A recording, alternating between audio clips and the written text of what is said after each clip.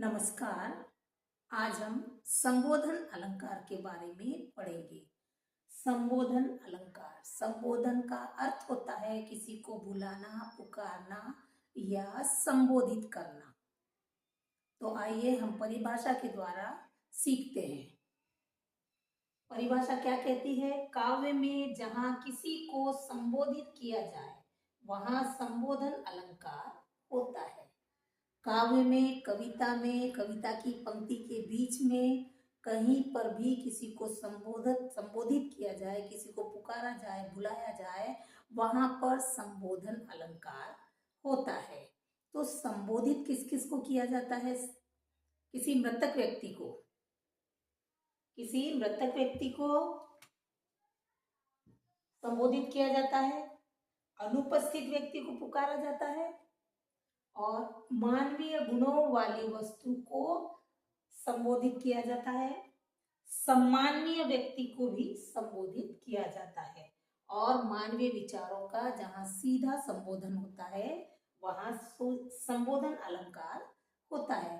तो मृतक व्यक्ति को संबोधित करके पुकारते हैं, अनुपस्थित व्यक्ति को और मानवीय गुणों वाली वस्तु को संबोधित करते हैं और सम्माननीय व्यक्ति को भी संबोधित किया जाता है।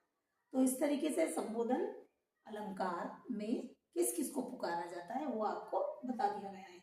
अब संबोधन अलंकार का एक चिन्ह होता है, ये है संबोधन अलंकार का चिन्ह।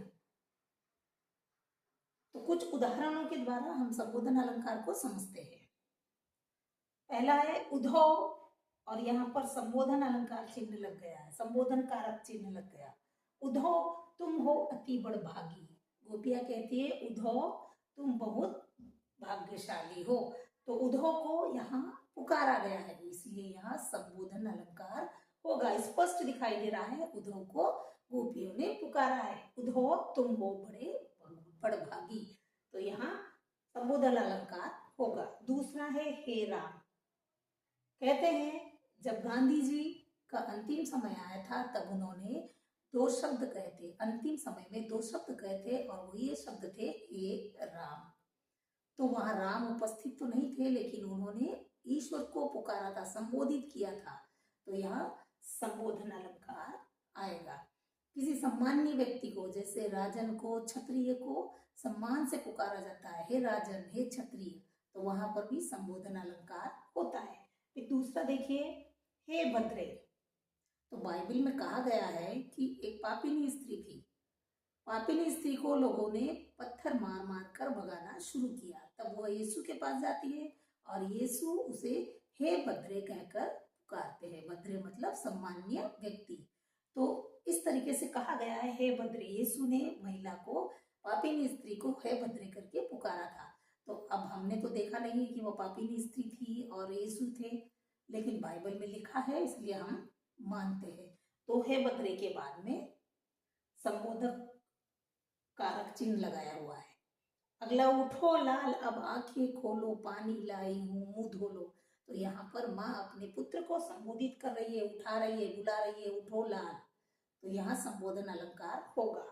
दूसरा है हे राजन। राजा को, सम्मान्य व्यक्ति को संबोधित किया गया है, पुकारा गया है हे राजन, तो यहाँ संबोधन अलंकार आएगा। ये बहुत ही आसान अलंकार है, या आप ऐसे ही परिभाषा से याद कर सकते हैं कि काव्य में जहाँ पंक्ति में जहाँ किसी को संबोधित किया जाए, बुलाया जाए, पुकारा जाए, वहां संबोधन अलंकार होता है। अगला है हमारा छठा अजी। तो महिलाएं अपने घर में पुरुष को कैसे बुलाती हैं?